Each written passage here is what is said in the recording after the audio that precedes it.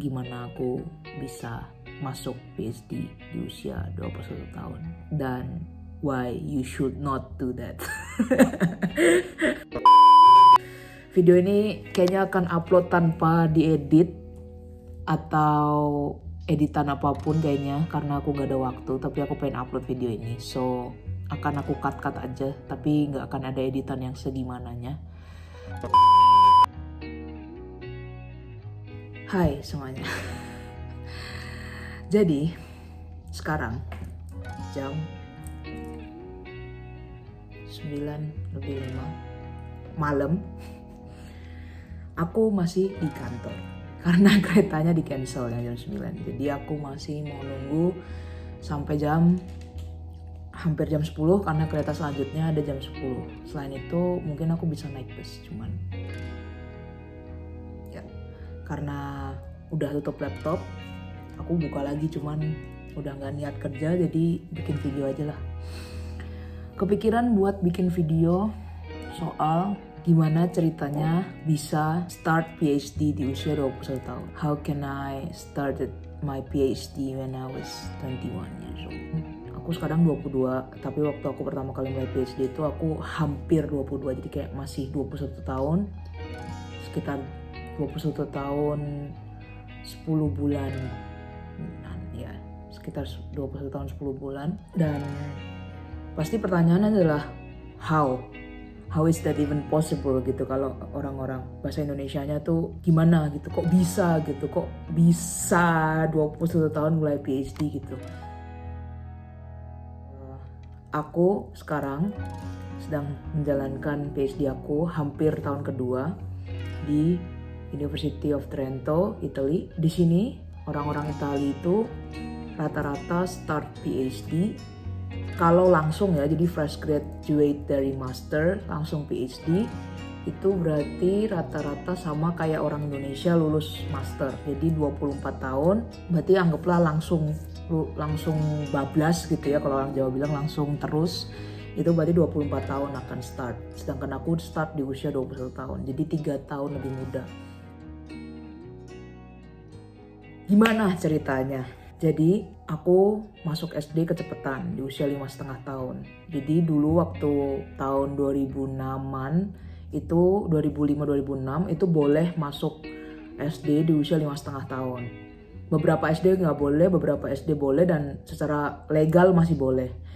Seingat aku sekarang mungkin udah ganti peraturan, entah minimal 6 tahun atau minimal 7 tahun. Tapi waktu itu boleh 5,5 tahun. Jadi aku masuk SD di usia 5,5 tahun. Fast forward, lulus SD, aku SD-nya SD yang reguler biasa 6 tahun. Jadi lulus SD di usia 11 tahunan, 11,5 tahun. Masuk SMP aku biasa juga, 11,5 tahun tambah 3 berarti 14,5.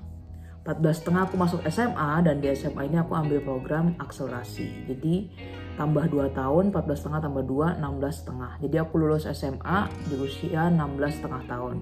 Lulus SMA di usia 16 tahun, aku masuk ITB, puji Tuhan diterima Institut Teknologi Bandung, bukan IPB ya. Di ITB-nya itu di Bandung, bukan di Bogor. Yang di Bogor itu IPB.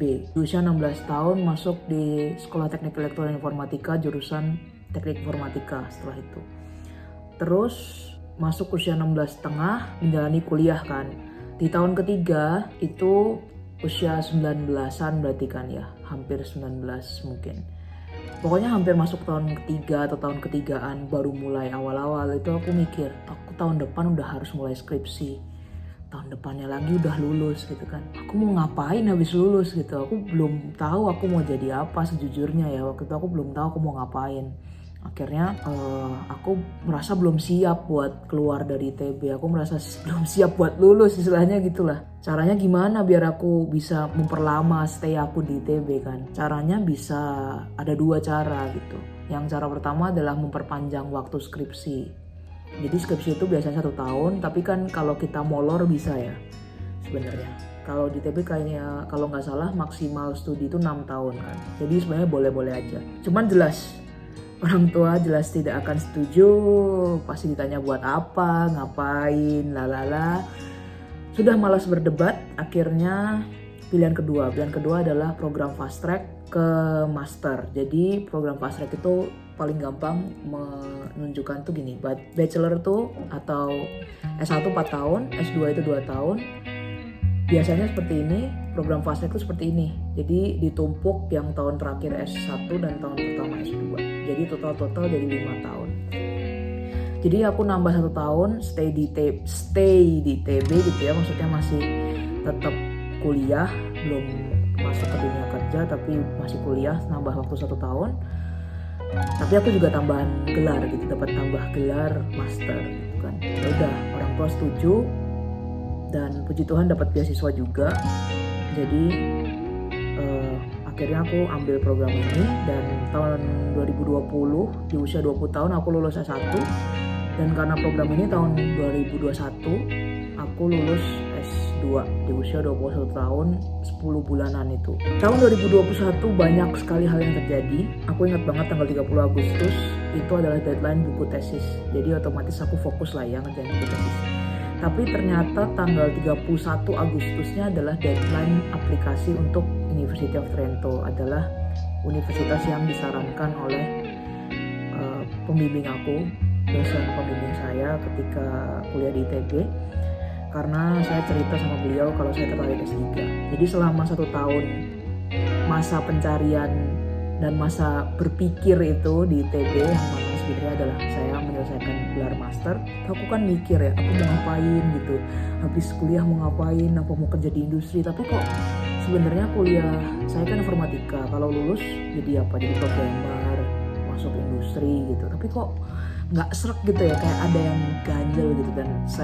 Dan aku kan suka ngajar gitu kan, jadi apa mungkin S3 ya gitu, agak muter jauh tapi kayaknya masuk akademia gitu. Kepikirannya kan ke arah situ gitu.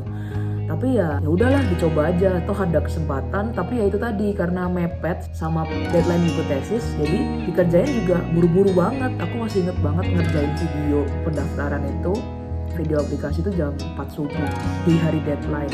Dan otomatis kayak udahlah, aplikasi pertama ngerjain yang buru-buru, nggak mungkin lah diterima gitu kan. Udahlah gitu, coba aja gitu, lepaslah duit berapa kan waktu itu ada aplikasi bayar kan. Ya udah, terus waktu itu sebenarnya emang sempet doa ke Tuhan minta istirahat sebulan, karena jujur aja rasanya 21 tahun tuh rasanya lari terus gitu rasanya. Jadi Tuhan istirahatlah saya sebulan gitu. Akhirnya 1 bulan September itu aku cuman di rumah, karena juga waktu itu kan pandemi juga baru-baru awal-awal mulai membaik. Jadi cuma di rumah, mulai bikin proposal riset lagi, proposal buat apply PhD yang lain lagi, baru bikin. Tapi kan lama ya, karena emang tujuannya istirahat sambil juga cari-cari kerja. Sejujurnya waktu itu udah dapat kerjaan sih, udah ada kontrak udah di tangan, tinggal tanda tangan, tapi kayak aduh nanti dulu deh gitu. Karena wisuda di Oktober kan, jadi masih punya alasan untuk nanti ya habis wisuda gitu. Nah di akhir-akhir September itu jujur aku mungkin keenakan kali ya, jadi mungkin merasa istirahatnya itu enak gitu kan setelah 21 tahun lari. Tapi terus dipikir-pikir ya mungkin gak 21 tahun banget sih, mungkin sekitar 12an tahun gitu lari terus, istirahat sebulan tuh gak kerasa gitu kan. Gimana kalau istirahat 6 bulan gitu kan. Akhirnya bilang lah sama orang tua, gimana kalau selama 6 bulan gak full time dulu, tapi part time aja sambil apply PhD gitu kan. Karena nggak kepikiran bakal yang Trento itu udahlah nggak mungkin gitu. Nggak mungkin gitu kan.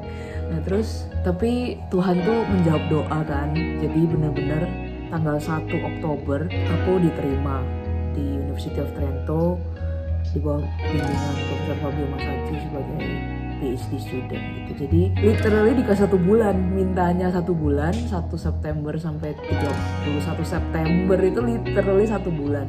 Jadi waktu yang kedua kali itu kayak memutuskan mau istirahat lebih lama tuh, kalau jokesnya tuh ngebayangin kayak Tuhan tuh kayak, lah kemarin kamu bilangnya sebulan, ini udah disiapin sebulan, udah dikasih sebulan, udah disiapin lanjutannya gitu, kayak udah terlanjur gitu.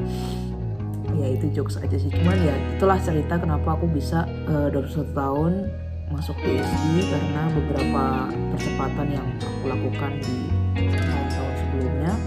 Dan ya sudah, sudah, dan itu semua rasanya udah diatur Tuhan. Di bulan Oktober itu visa semua keluar, segala macam, semua persiapan lancar. Aku tanggal 29 kalau nggak salah, 29 Oktober itu udah sampai di Italia, dan here I am now. Sekarang aku juga masih di office.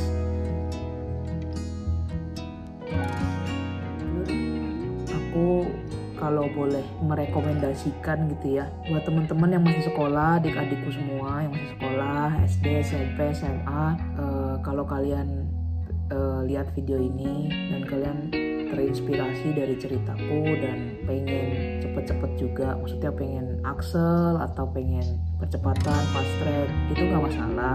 Cuman kalau aku boleh merekomendasikan, aku mau merekomendasikan untuk take your time aja, nikmati aja masa-masa sekolah SD, SMP, SMA, kuliah, nikmatin aja gitu. Nggak usah buru-buru kalau aku boleh saran. Jadi secara gamblangnya adalah nggak usah ngikutin aku. Karena orang itu selalu lihat sisi positifnya kan. Orang itu selalu lihat, wah kamu masih muda, sudah bisa melanglang buana, kamu sudah masih muda, masih bisa mencari pengalaman banyak, waktumu masih panjang dan segala macem. Nggak salah gitu, nggak salah. Jadi aku pun tahu bahwa ada benefit dari masih muda dan sudah punya gelar gitu ya. Emang ada benefitnya gitu. Tapi gini teman-teman, ngomongin waktu ya, waktunya masih panjang ya kalau dikasih waktu kan. Kita kan nggak tahu ya kapan kita dipanggil Tuhan. Jadi sebenarnya secara waktu itu juga belum tentu juga gitu. Mungkin ada yang orang lulus kuliah di usia katakanlah nggak tahu ya 27 tapi dikasih usia sampai 80 atau 85. Ada yang mungkin kayak aku gitu, lulus kuliah di usia 20-21 tapi terus ternyata dikasih umurnya cuma 50. Ya kan kita nggak tahu gitu kan. Bukannya aku terus berdoa umurnya pendek, nggak juga. Cuma maksudnya kan itu kehendak Tuhan gitu, kita nggak bisa tahu juga. Jadi sebenarnya benefitnya juga nggak bisa diukur gitu. Dari masalah punya waktu lebih banyak untuk explore itu juga enggak sih kalau kata aku. Ada benefitnya mungkin, cuman sejujurnya sampai sekarang aku belum terlalu merasakan benefitnya apa. Sejujurnya ya, aku lebih banyak merasakan disadvantage-nya atau kekurangannya atau kelemahannya, karena gak ada yang gratis di dunia ini. Walaupun aku kuliah, puji Tuhan semua beasiswa, S1, S2, S3 semua beasiswa. Aku tuh selalu bercanda sama mama, aku tuh kuliah S1, S2 untuk uang kuliah ya, untuk uang kuliah mama itu cuman bayar 250.000 karena aku extend 3 bulan. Jadi lulus S1, S2 250.000 uang kuliah.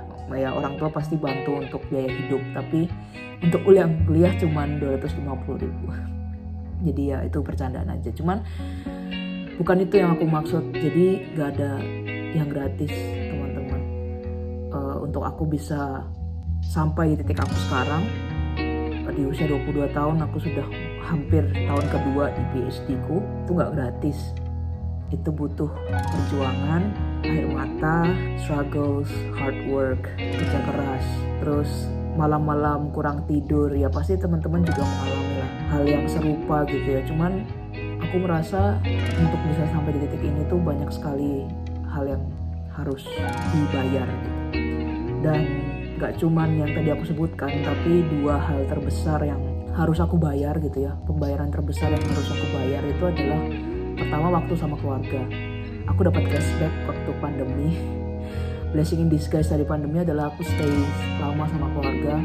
Istilahnya ngembaliin waktu-waktu yang harusnya aku sama mereka gitu, tapi aku udah keluar rumah karena kuliah. Karena aku ngeliat teman-teman aku yang keluar rumah saat kuliah itu kan rata-rata usia 18. Aku keluar rumah di usia 16. Jadi aku merasa harusnya aku masih punya waktu 2 tahun untuk stay sama keluarga aku, tapi aku udah keluar rumah.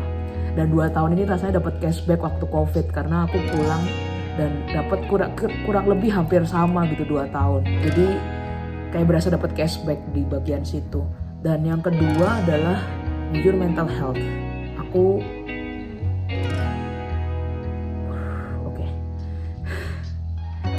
Aku jarang cerita ini ke teman-teman atau ke keluarga karena aku tahu belum semuanya punya pandangan yang terbuka soal ini. Tapi justru itu gitu, aku merasa aku harus cerita karena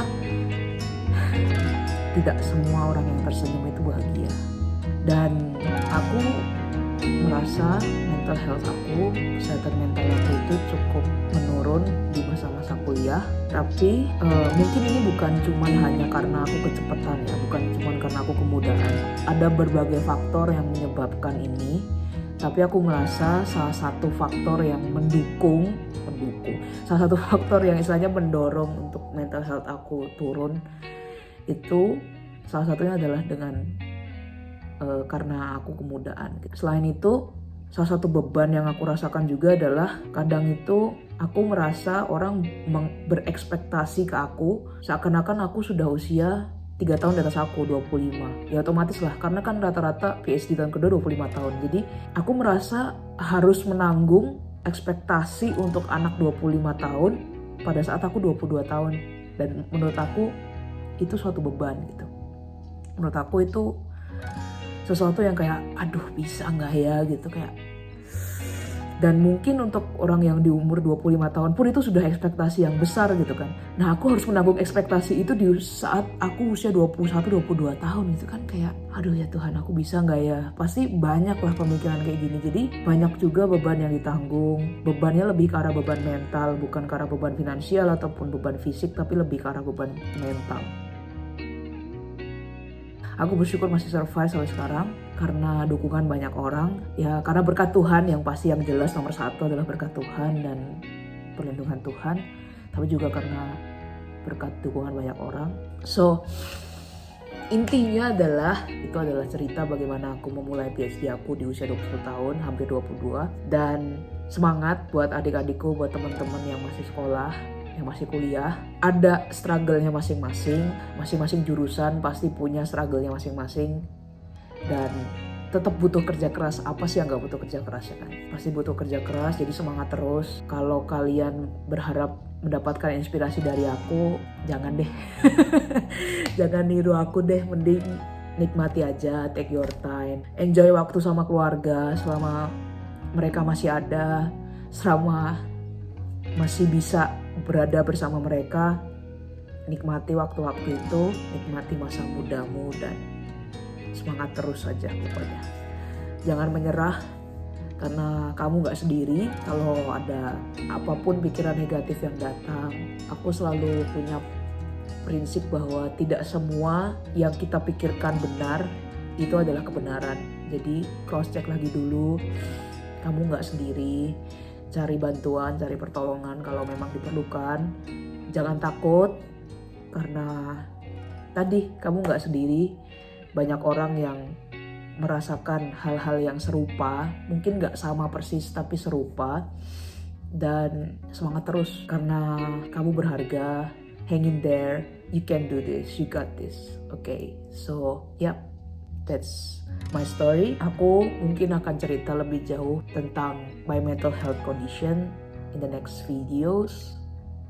Maybe. Kalau teman-teman ada yang mau mendengarkan atau ada yang penasaran kayak apa sih, mungkin ada yang kayak alah paling apa sih Nanin anaknya ceria banget, nggak pernah kelihatan sedih gitu. Aku pernah waktu SMA dibilang kamu tuh hidupnya kayak gak ada beban gitu, saking aku tuh ceria banget di luar. So mungkin kalau ada yang tertarik, dan aku gak tahu sih apakah itu bisa jadi kekuatan juga buat orang-orang, teman-teman yang mengalami kejadian yang serupa. Kalau mungkin dirasa perlu, nanti aku bisa buat video lanjutannya, karena aku butuh persiapan diri juga untuk cerita itu tanpa nangis mungkin. Because there was a hard time and it's still not easy for me to talk about that. Tapi kalau emang bisa jadi kekuatan buat teman-teman, buat orang lain, why not? Oke semuanya, makasih udah nonton, makasih udah dengerin aku ngoceh gak jelas. Tapi ya itu tadi cerita gimana aku bisa masuk PhD di usia 21 tahun. Dan why you should not do that. Bye.